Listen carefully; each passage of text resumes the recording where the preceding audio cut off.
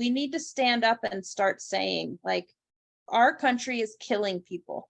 It is dangerous to be pregnant in this country, particularly if you are a member of BIPOC community, right? The data is irrefutable. And I think we need to start, shouting that from the rooftops and being very clear when we talk about that data. Where does that data come from? It comes from the medical industrial complex. These horrific outcomes aren't coming from birth centers. They're not coming from home birth. They're not coming from midwifery models of care. They are coming from hospital-based physician models of care. So they need to own these outcomes, and we need to make them own these outcomes, so that we can really start to look at the things that we know that work to improve the outcomes.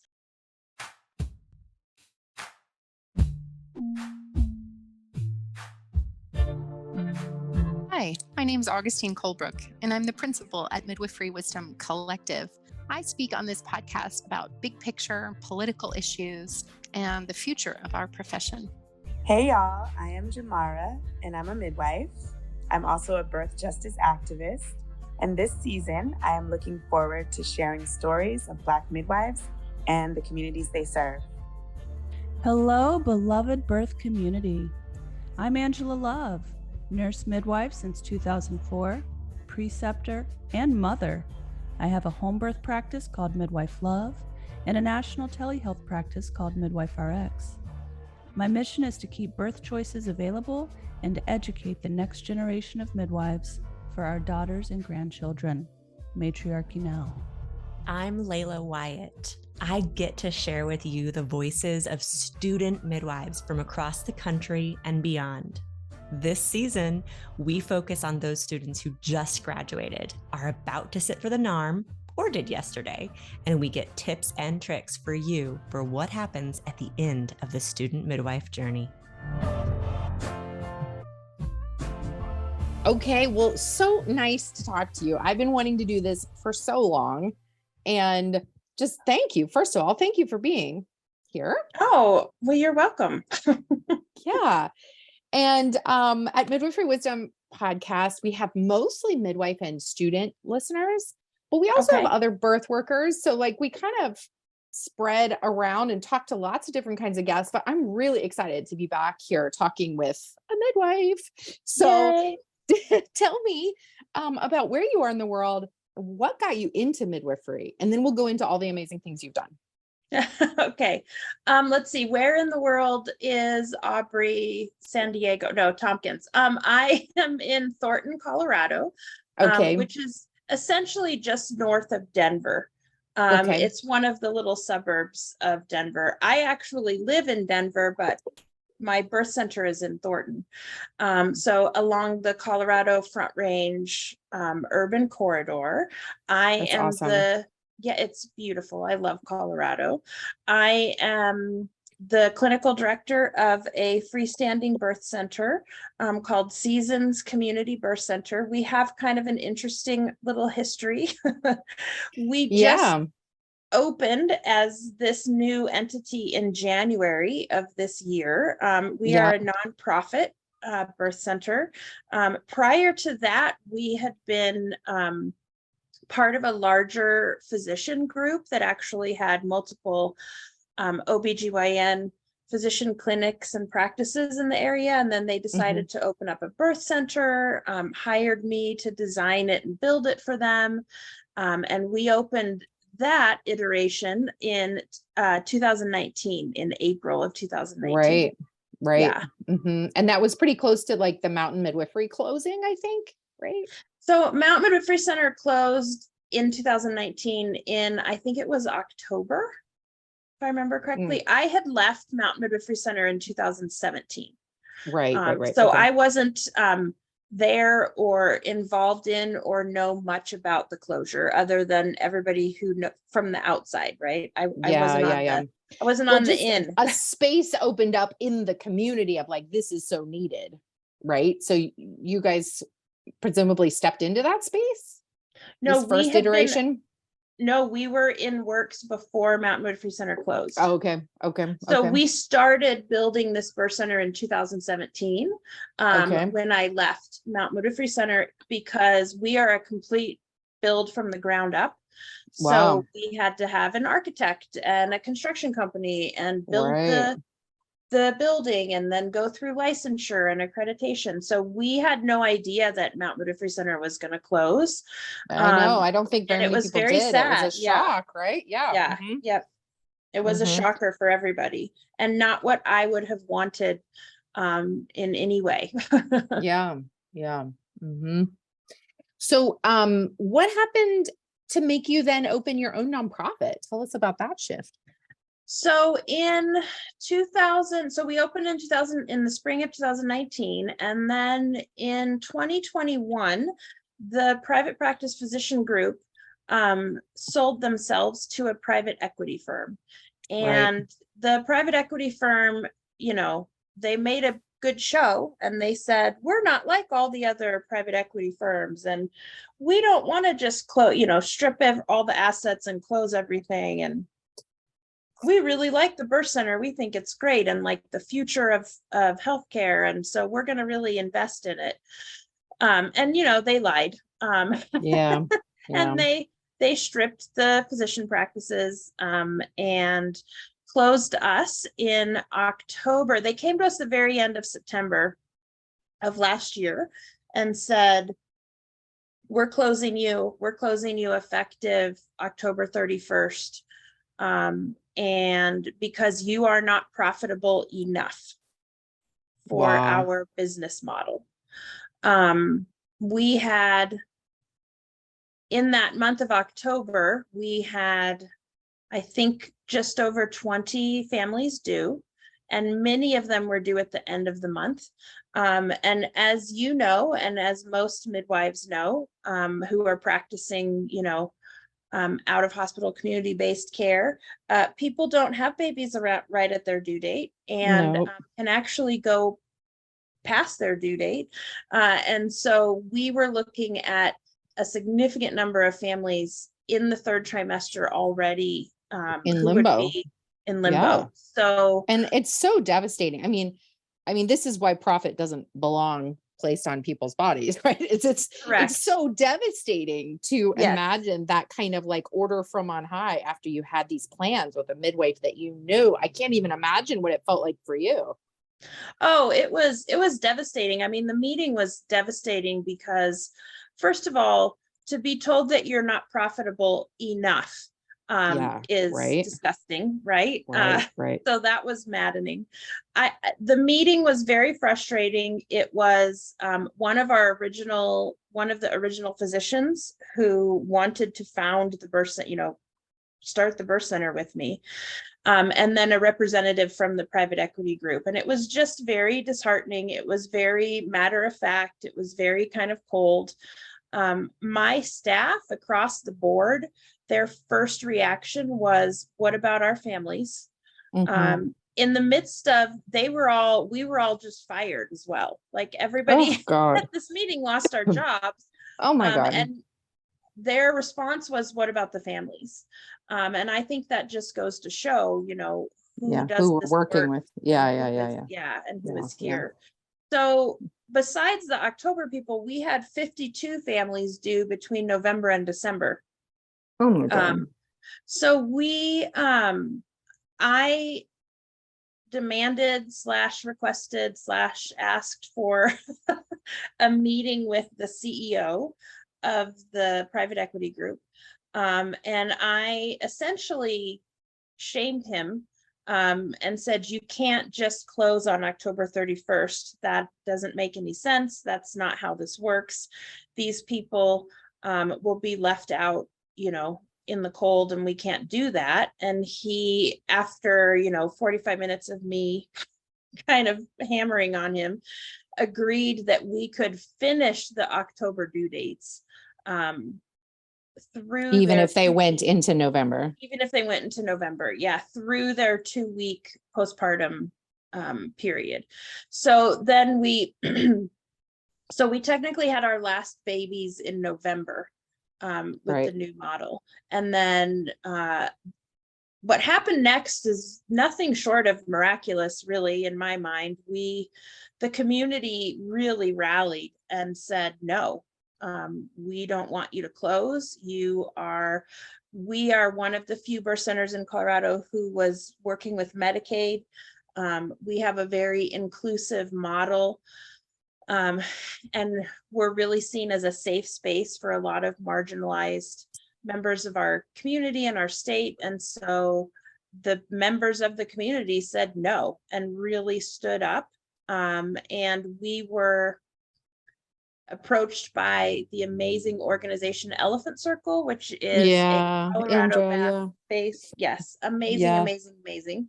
And Elephant Circle came to us and said, the community is demanding that you stay open. We want you to stay open. How do we make this happen? And so they became our fiscal sponsors for the nonprofit. We had some serious fundraising efforts. We had two, what I would call, I guess, like angel donors, who we had no idea were around, you know what I mean, who came out. The private equity group, to their tiny credit, I don't like to give them credit, but they agreed to sell us all of the equipment, all of the like hard things in the facility. And one of the donors agreed to cover the cost of that. The landlord of the building, because the physician group we had done, it was a long-term lease. And so the landlord of the building agreed after some work, but did agree to transfer the lease, the remainder of the lease to Elephant Circle, to us through Elephant Circle. And we, like I said, our last births were in November. That's a miracle. It's a miracle. Like I've been in the birth center world for 15 years. And I've been involved kind of on the national stage for several years. And this is basically unheard of. Definitely. And part of that is obviously your knowledge and expertise in advocacy. And part of that is Elephant Circle and their incredible reputation. Absolutely. And leadership. Yep. And then there's a lot of luck there. That's a big ask and a big leap in both directions, the equity firm and the location. I'm really impressed. Great job. Yeah, it is nothing short of miraculous, really. So we had our last birth in November. December was a whirlwind. I don't really know what happened. It all happened anyway. We reopened on January 9th was our first reopened a clinic day. And we had our first birth on January 13th.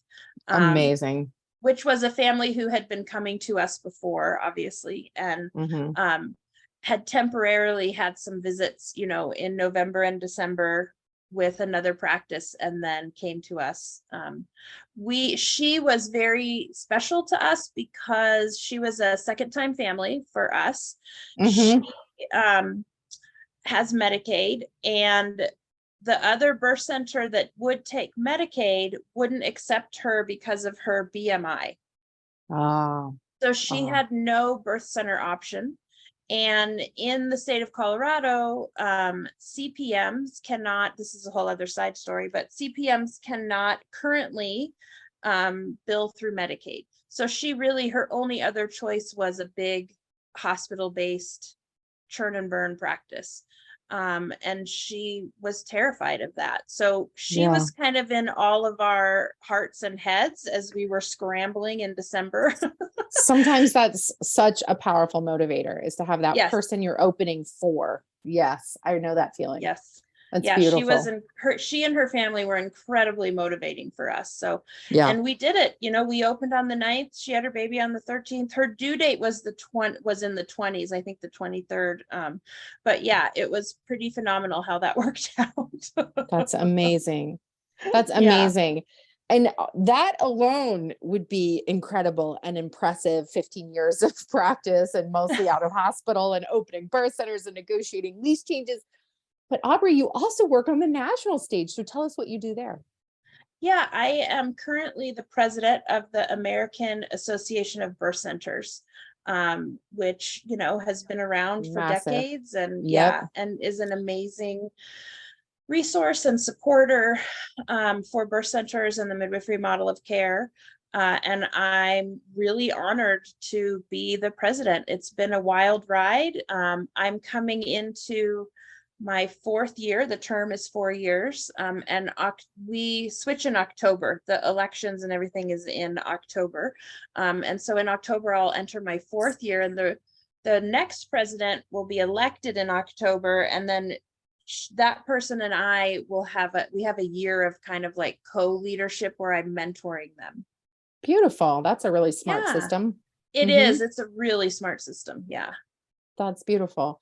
Well, in that role as the president of AABC, you've had the opportunity to speak publicly recently about the problems in the South. So, I got to hear some of your words because of internet.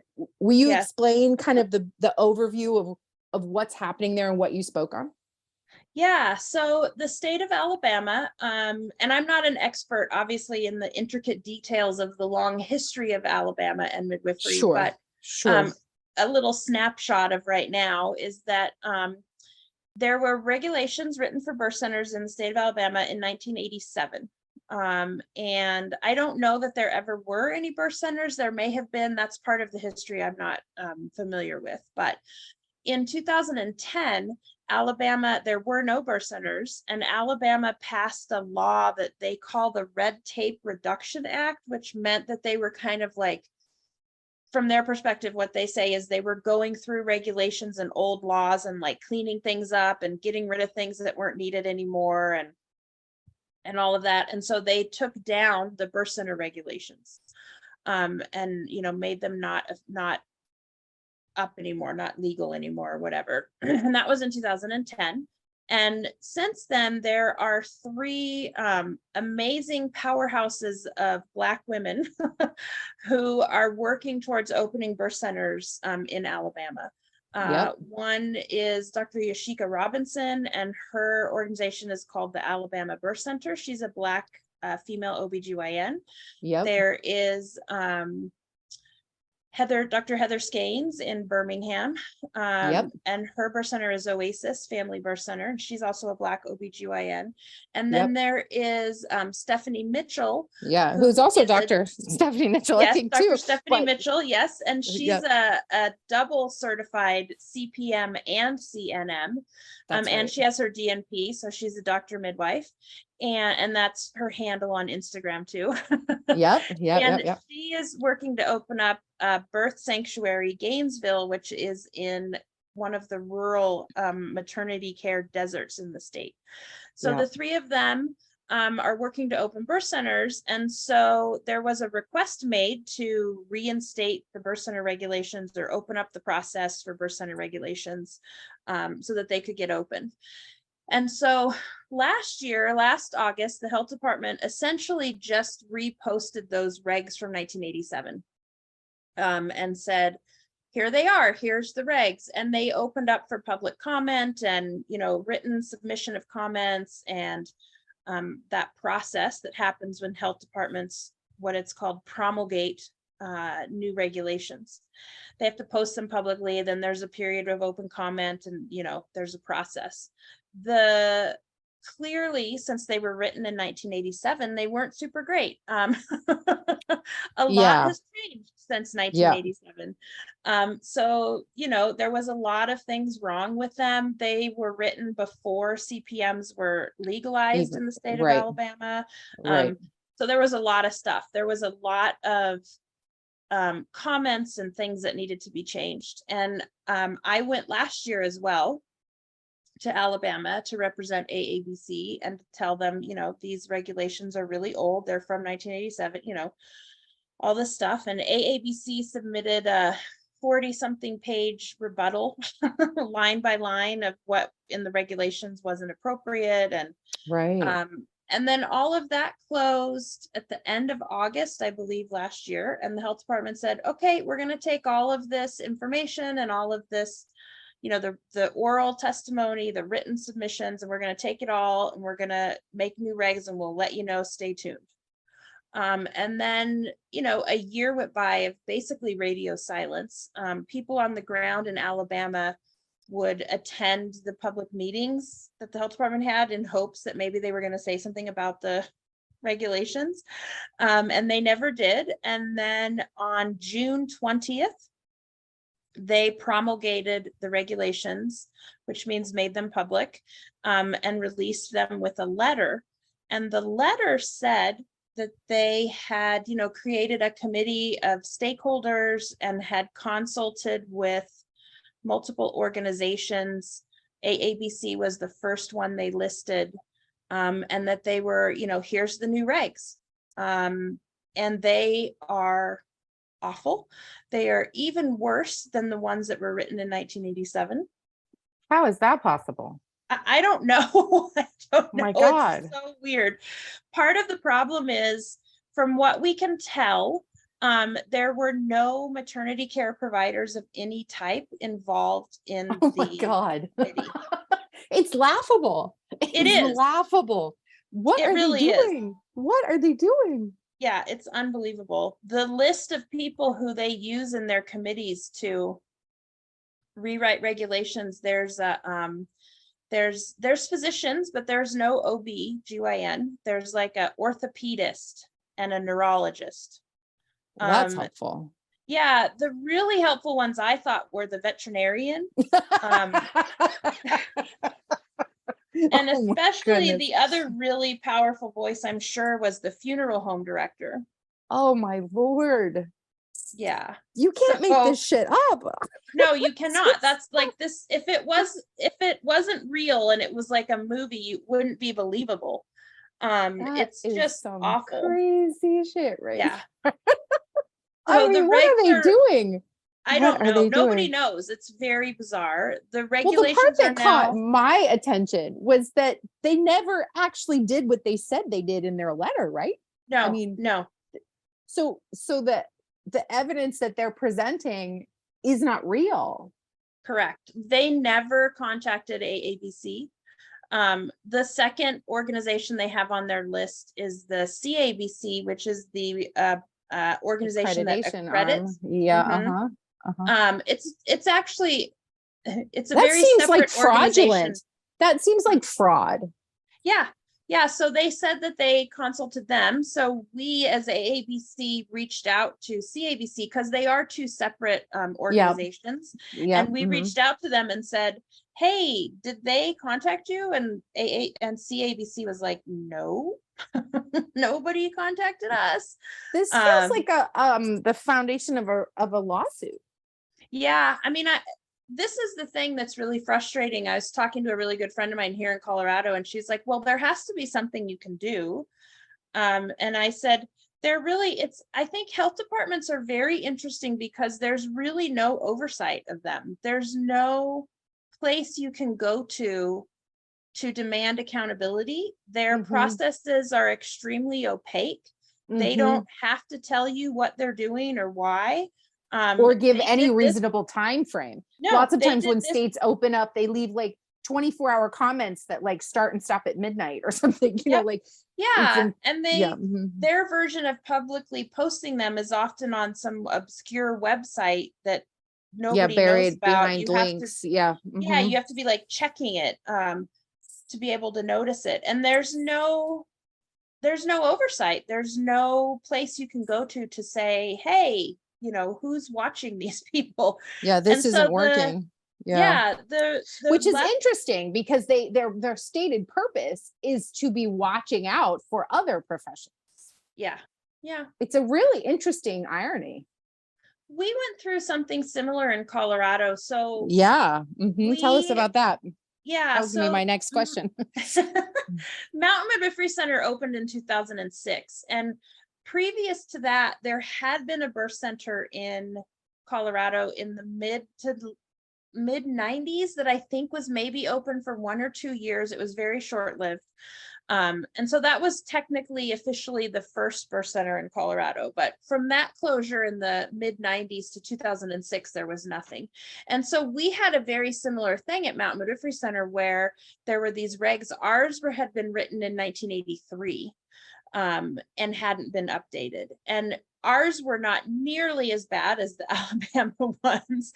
And we were able to kind of to actually open and function underneath the Colorado ones, but they were very restrictive. They required a physician, involvement or supervision. They had some really terrible, like you couldn't have had more than 5 babies. All these weird random BMI over 35. And well, they were so old that it didn't even use the term BMI. It used the term ideal body weight.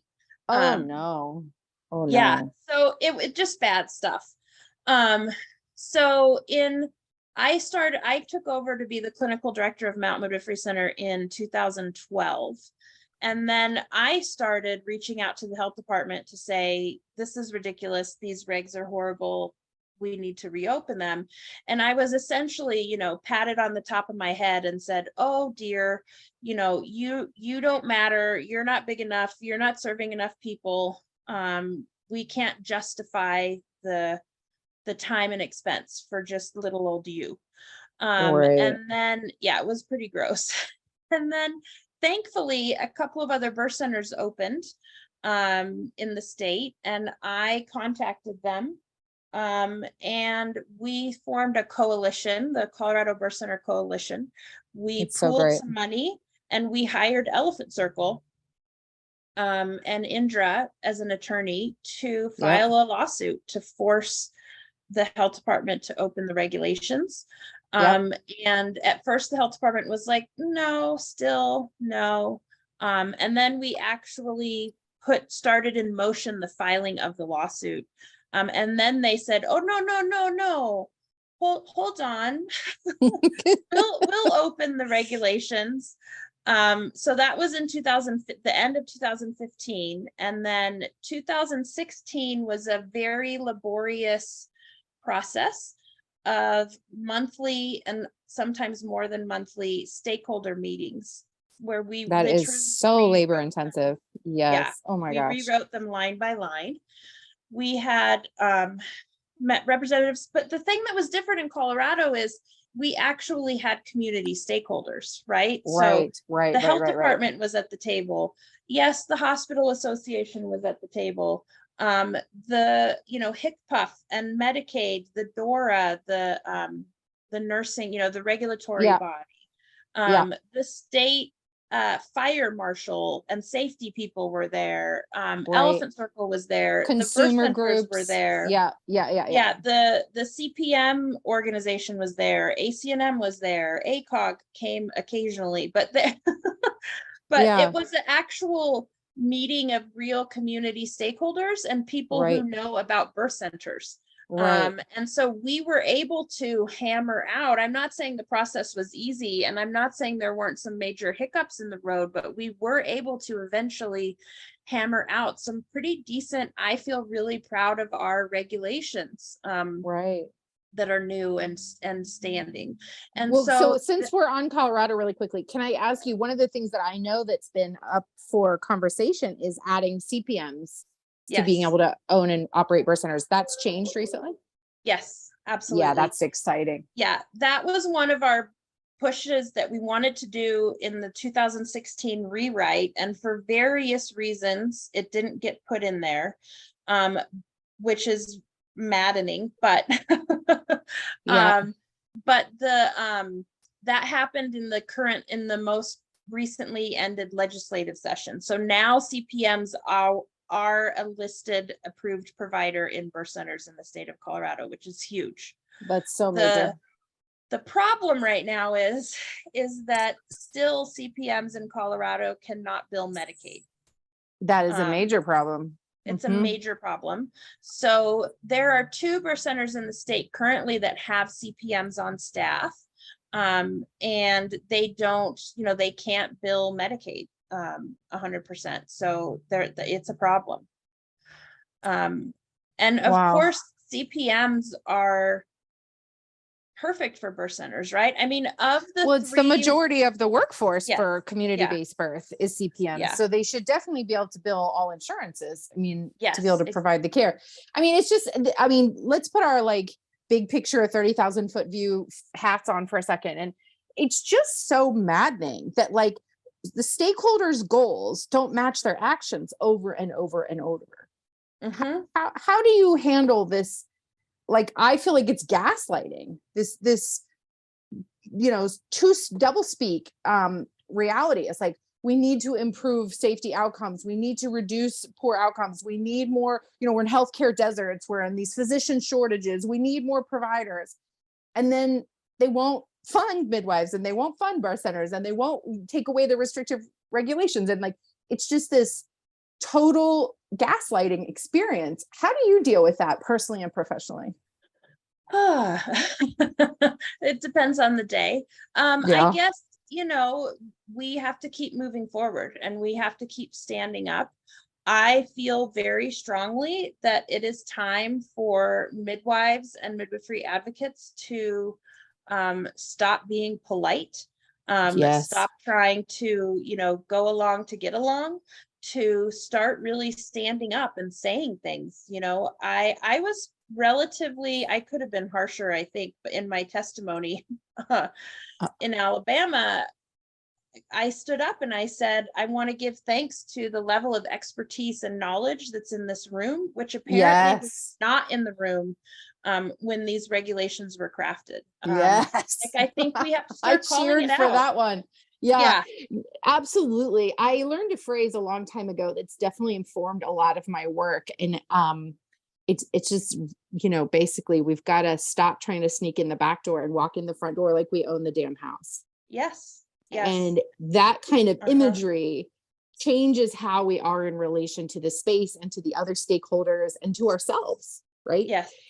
And as a profession, as this community-based birth profession, which includes multiple different license types, the only way there's going to be more options in community-based birth, the only way there's going to be more birth centers and more home birth providers is if we start acting like we belong in that space. Yes. So you speak loudly, you speak up, you don't hold back any punches.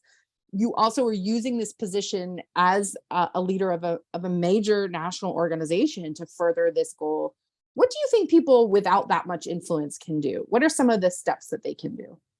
I mean, I believe that consumers really have a lot of power, especially if they kind of band together and have a collective voice, which I think is the other side of the coin, right? I think midwives and birth workers need to start standing up and speaking the truth with power and, like, you know, really hitting home. I think it's a cultural thing, right? We have been acculturated in the mainstream American culture to be polite and to build, you know, all of these euphemisms, build bridges and put your hand across the thing and da da da. And I know that in our country, we're in this extremely polarized time politically. So I'm not talking about that kind of stuff. I'm talking about, we need to stand up and start saying, like, our country is killing people. It is dangerous to be pregnant in this country, particularly if you are a member of BIPOC community, right? The data is irrefutable. And I think we need to start, you know, shouting that from the rooftops and being very clear when we talk about that data. Where does that data come from?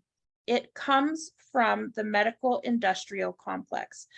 These horrific outcomes aren't coming from birth centers. They're not coming from home birth. They're not coming from midwifery models of care. They are coming from hospital-based physician models of care.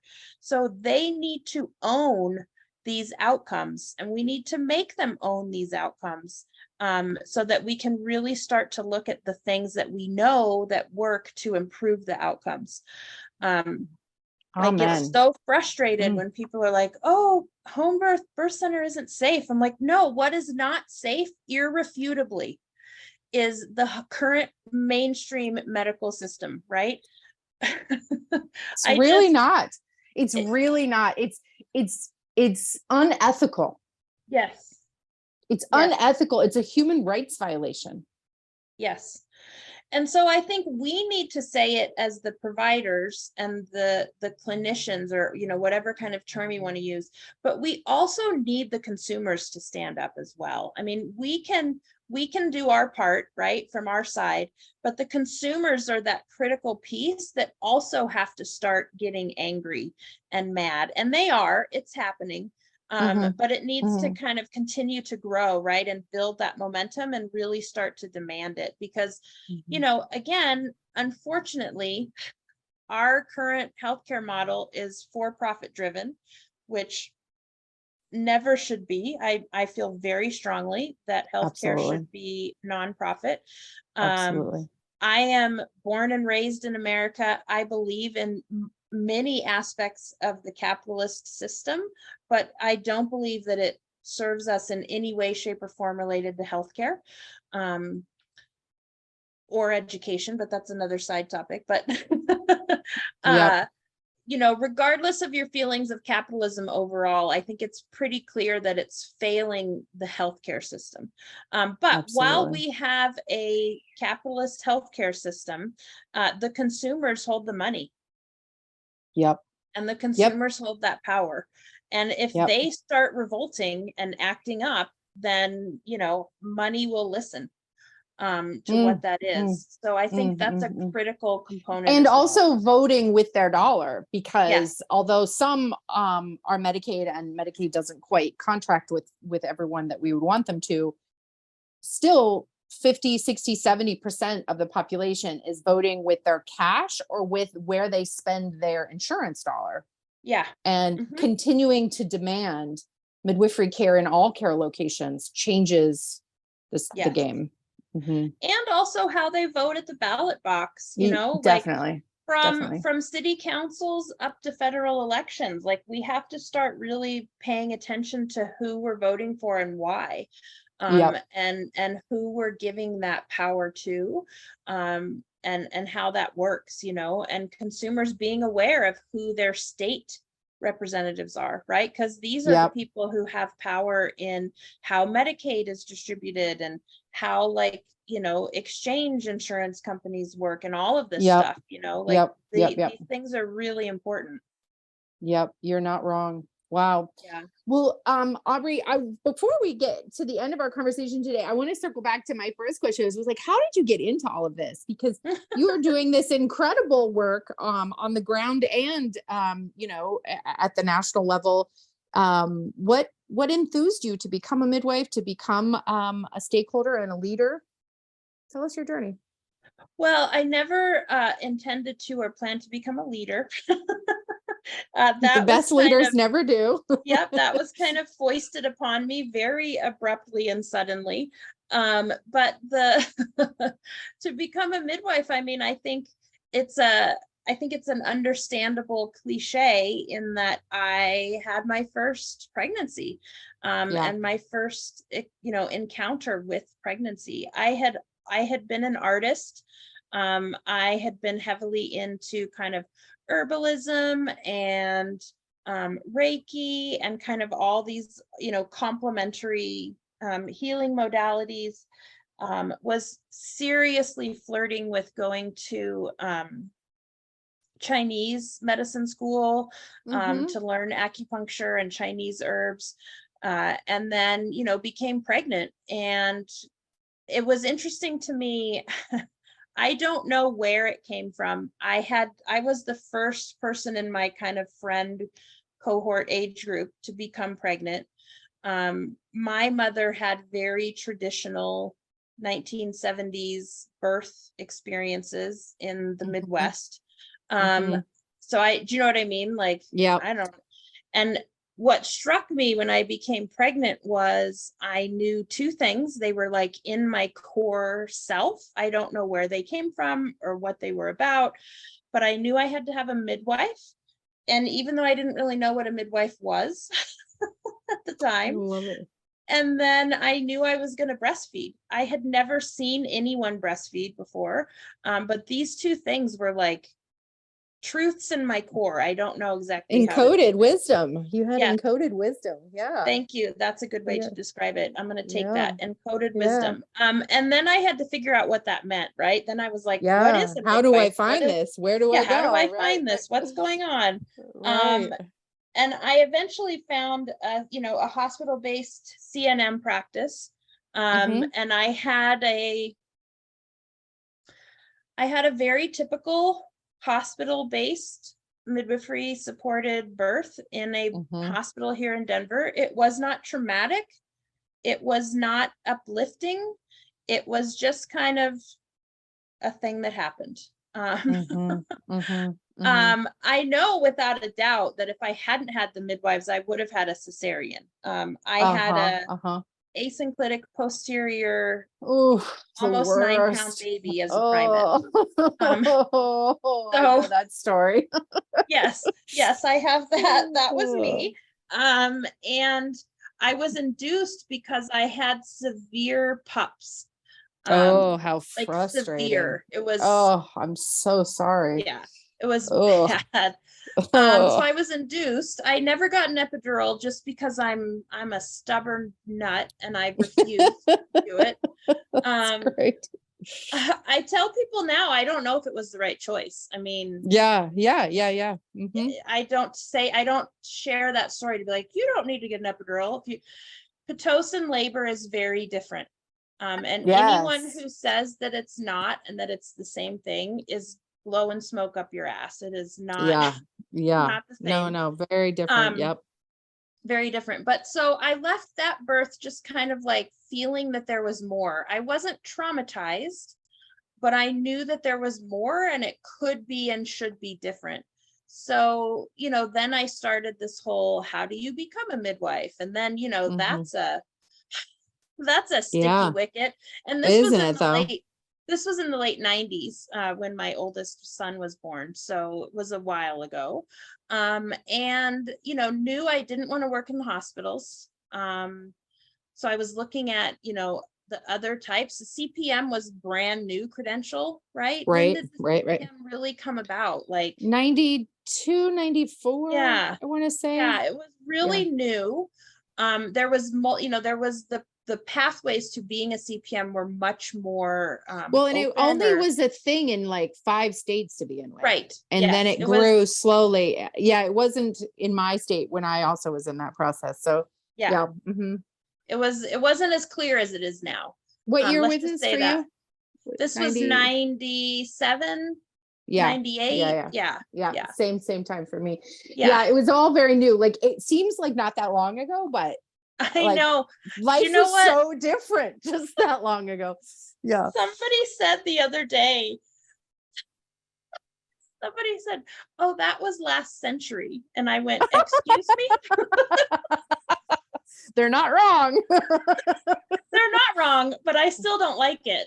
Yeah, it makes us feel very old. Yes. Yeah, I remember sending away for the newsletters by mail. Yes. Remember that? You would send in a check and then like 2 weeks Uh-huh. later you get like a folded, printed, mimeographed like document. And then you would read every single word on every single Yes. page because it was your only access Everything. to midwifery. I know. God, Yes. now it's like, ooh. One of the Yes, very assignments, different remember, world. one of the early assignments with midwifery education was that you had to create a file on every complication. And it was actually a file folder with Yes. copied random things out of random books. Do you remember this? Yes. Yes. It's How funny. did we do it? I don't know. Anyway. And you had to stay by a phone because they like Yes. carry a Yep. pager. And oh God, I Yep. remember this. Life So was I was looking into it. I knew I didn't want to be a hospital midwife. So I was looking into the alternatives. And it's very difficult. And it was very difficult then, but to kind of find an apprentice, find a preceptor, kind of do this whole process. Colorado, like many other places, it was a little bit insular. I get it. You had to kind of prove yourself. You can't just walk in and say, this is what I want to do. Understandably so.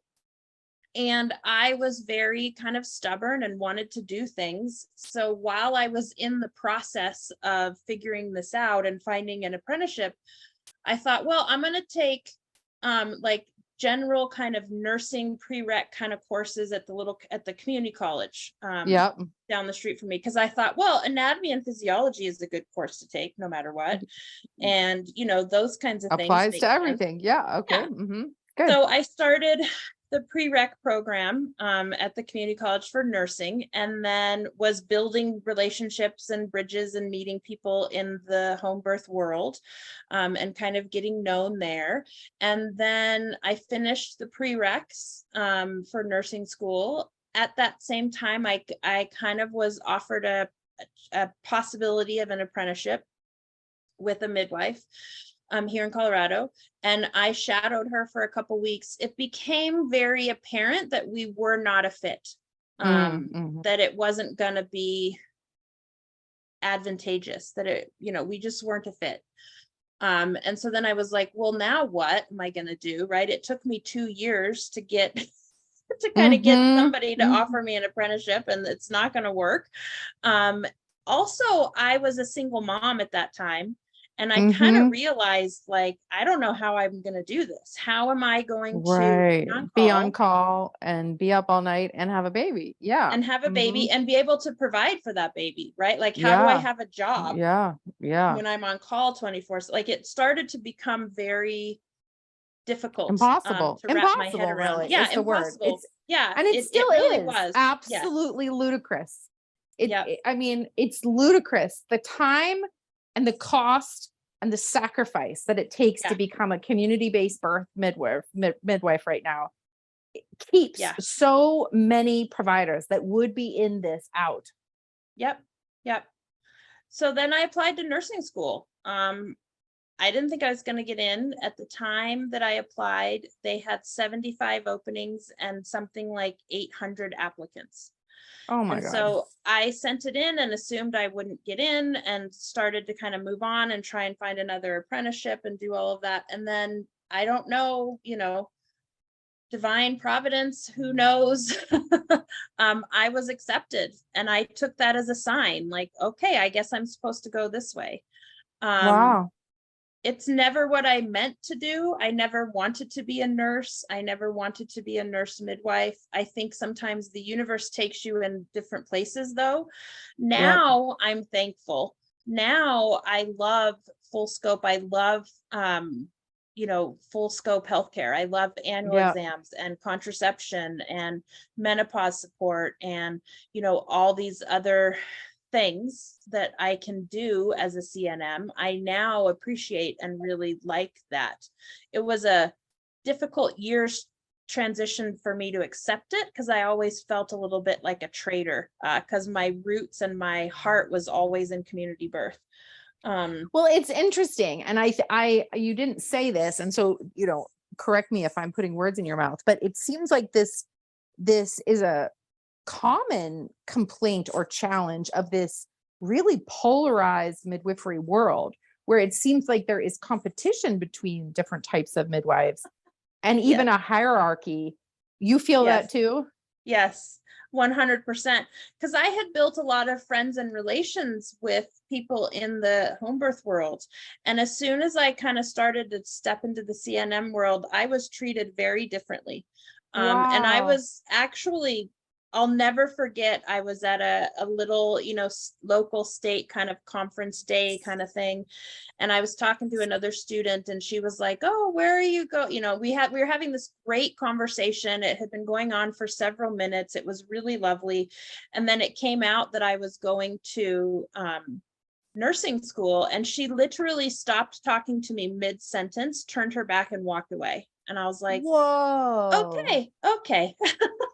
Whoa, that wasn't is some everybody crazy bias. Yeah, it wasn't everybody, it wasn't everywhere, but it was definitely there. And then the interesting thing I've noticed, because I am a CNM, but I work in the community birth setting. So when I go to community-based places, I'm sometimes I get side eye because I'm a CNM. when I And then am in the hospital space, you get side eye because you're community based. I so see this. This is Yes. why I've been advocating, and this is why Midwifery Wisdom, our mission has nothing to do with provider type and everything to do with provider location. Because Right. the difference is not how you were trained, the difference is how you practice. And so there's a different model of care, a different way of practicing in the hospital than in the community. And so Yeah. that's why everything we produce and everything we talk about at Midwifery Wisdom is for community-based providers. And let me tell you, Yes. I did my master's thesis on this education, and there is 7 different provider types that practice in the community setting for maternity care. Mm-hmm. Primary provider, there's 7 different types. And yet we stay in these isolated silos without any, this information hoarding. Yes. Because there's no space for all of us to exist. And really that's what Midwifery Wisdom was kind of born in. It's like a space for community-based providers, regardless of your pathway to education. If you're in the community, you're not doing epidurals in the community. You're not doing C-sections in the community. Like there's a basic commonality in the 2 locations of care, even if there isn't, the conversation about that. We need to make it a conversation. I'm so glad you said that. It means so much. Yeah. It's huge. It's huge to feel like you belong. Yeah. Yeah. I think that's one of the reasons I was drawn to AABC. So when I would go to, and we don't have to get into the whole situation that is MANA right now, but when I would go to MANA things, I'd get the side eye. And then when I would go to ACNM things, I would get the side eye, and ACNM is also a hot mess right now too. So we don't need to get into those things, but at AABC what I found was it's about the birth center model, and there's CNMs and CPMs and physicians who own birth centers. Exactly. And nurses and birth assistants and doulas. Like it's very much more welcoming location and of care. Accommodating for the community birth practitioners and providers and culture. And that's why I've always felt kind of more at home at AABC, and why I was drawn to kind of be more involved with them. That's awesome. And work through AABC, because it is that more, I don't have to explain. I don't have to go, I know I'm a CNM, but I know I work in a birth center, but I don't have to do that. It's just all known. That's beautiful. Which is great and lovely. That's beautiful. And let's see. Then I started work as a birth center midwife. My first job was at Mount Midwifery Center. I had been working at Mount Midwifery Center as a nurse. I was their first employee hire. I was hired there in 2006. Oh, that's beautiful. Yeah, and I worked as a nurse, and I put together the first breastfeeding class and the first kind of newborn care class, and I was the educator for those. And then when I graduated from midwifery school, I became a midwife there. So I have really mostly worked in birth centers. When I came over to start Seasons and the physician practice hired me, we have hospital privileges. So that was my first time being an in-hospital midwife. And that was in 2017. So from 2010 to 2017, I was birth center only. Then I'm kind of both, and I have feet in both worlds. And I do, again, looking at the gratitude for the universe leading me where it led, I do love the full continuity that I can have that with our clients. Beautiful. That if we need to go to the hospital, we can go. They don't lose their care provider. I get to facilitate, beautiful births within the hospital system, because I'm a credentialed provider. And it's really a beautiful thing. And I think if this could be replicated across the country, it would be phenomenal, right? Like it's the future is integration, collaboration, balance. It's the future for sure. Yeah. I mean, that's the other thing, balance about birth centers, right? Is that we all know this. The life of a midwife is hard. And I've never been a solo practice home birth midwife because I couldn't do that. Hats off to the people who can. I could not. I know myself. I know my limitations. I know my body. Do you know what I mean? Like I need to have a group that shares. And also, Aubrey, you're well boundaried. And that's what I think a lot of the community birth space is not well boundaried. Right. Which is why we just released our Boundaries for Birth Workers course. Just give that plug there. But it's really true. And it sounds like, what I always say around boundaries is you have to be willing to disappoint others in order to stay true to yourself. Yeah. And I think that's what you're demonstrating by being like, I can't, because if I do that, I abandon myself. I injure myself. If I do these things, I know I can't do. Yeah. And I'm willing to disappoint clients and say, no, I only do birth center births, so that they know, or no, I work with a team. I'm willing to disappoint them to say I can stay true to myself. It's just brilliant. Thank you for demonstrating that. Yeah, I think that birth center, I'm obviously biased, but I think birth center is this amazing thing because the families get midwife supported, midwife driven physiologic birth support. Yep. And the midwives can have a work-life balance. And the thing that I always tell our clients, it's a small pool of midwives. It's not like, 6, 10, 12 midwives that you're going to meet. It's a small group of us. But the thing is, it doesn't matter. It doesn't matter if I'm there or if my partner Valerie is there or my partner Jessica, because it's not about the midwife. It is about the model, and it's about the individual family. And so it doesn't matter which one of us is at your birth, because we're going to provide that model. And I think there's the thing that happens in community birth where midwives are kind of foisted up on this pedestal, right? And there's kind of like this worship thing that happens with midwives. And I don't want that, because there's only one way to go, and that's down. And it shouldn't be about us. It shouldn't be about us. It's about the centering family. Is wrong. Yeah. It's there's a great midwife in Texas, Margie Wallace, actually, and she talks about how everyone has to be the hero of their own story. Yes. And when the midwife takes up the hero location, it means that the person birthing has to choose one of two other options. And in the drama triangle, the hero is one archetype. The villain and the victim are the other two. Mm-hmm. And when the midwife is occupying the hero archetype, it means the client has to be the victim or be angry and be the villain. And that feels horrible. It does. So I love this focus on the client. The client has to be centered. It's their story. It's not ours. We're just the supporting characters. Yeah. Yep. But it takes a really different mindset. It takes humility. It takes courage. It takes teamwork.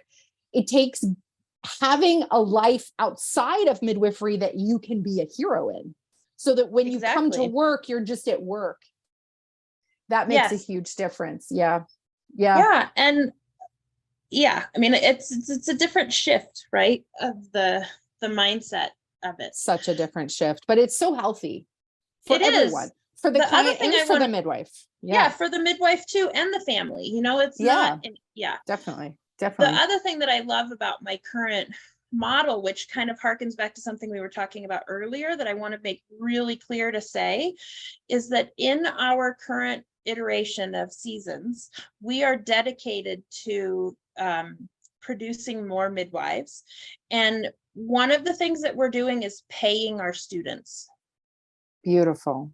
So I definitely want that out in the in the world. Beautiful. I want that knowledge out there, because I remember, we don't have to say how long ago, right, when I was doing this, and that was a huge barrier. And so one of the things that we are dedicated to as an organization here at Seasons is to pay students while they are here with us, so that we can help make it a more feasible path for people.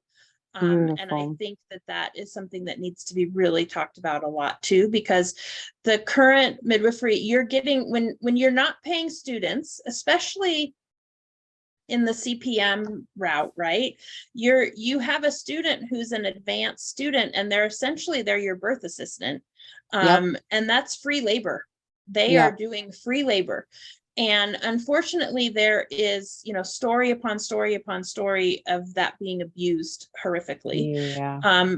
So we are dedicated to not doing that, and to paying our students a wage for the skill and the time and the energy that they bring to the table. Yeah. Exactly. That's amazing. Well, I celebrate you. I really, it's been such a pleasure to speak to you, and I'm so excited to share this with our listeners. How can people follow you and get in touch with you? Oh yeah, so I am on Instagram, and it's A Midwife on the Path. You have a pretty good blog by the same name. Yeah, I was gonna say the Instagram is at, A Midwife on the Path. I'm also on Facebook. I don't know how many people are on Facebook right now, but right. I'm there too. I'm trying to figure out what Threads is. I never really got on Twitter. I'm trying to figure out Threads. I don't know, but I'm a Midwife on the Path everywhere. And I also have a website and a blog. That's a midwifeonthepath.com. And I also I have a book, and I'm really we didn't even get into this. You just published a book a couple years ago. That's right. Yeah. Oh my gosh. Okay, quickly tell us about that. We'll link it in the show notes. Yeah, so it's called Midwifery for Expectant Parents, and I'm really, really passionate about it because it's not for us, quote unquote, midwives. Right. It is for the regular person down the street who doesn't know anything about any of this and gets pregnant and doesn't know what to do. And it really you wrote the book that you needed. I love that. I did. Yeah. I love that. I did. So it really goes through there. There's a small history of midwifery. There's a explanation about what midwives do. There's a explanation of the types of midwives in a non-biased, non-hierarchical way. And why you might choose the different types of credentials and what they are. What is a physician and how is physician care different? Information about pregnancy and postpartum. I feel really passionate about the book. There's birth stories in there that are true, real birth stories that I was, able to attend. I think going back to what we were talking about before about engaging consumers, right? And making them kind of really understand what's happening. I think that this book is a great kind of intro or primer for the consumer about what is happening. And that's so I feel really strongly about it. Yeah. And again, it's called Midwifery for Expectant Parents. It's also very inclusive for family types as well. That's beautiful. Well done. Congratulations. Thanks. Well, I really, again, so grateful to speak with you today. I can't wait to share this, and we'll definitely stay in touch. We would love to have you be a speaker at this year's conference. So I'll reach out to you. I was going to say, I think you guys are coming to Denver, aren't you? Yeah, we are. Yeah, we are. Would love to have you be a speaker. We'll reach out. Yeah, reach out to me. I'm here.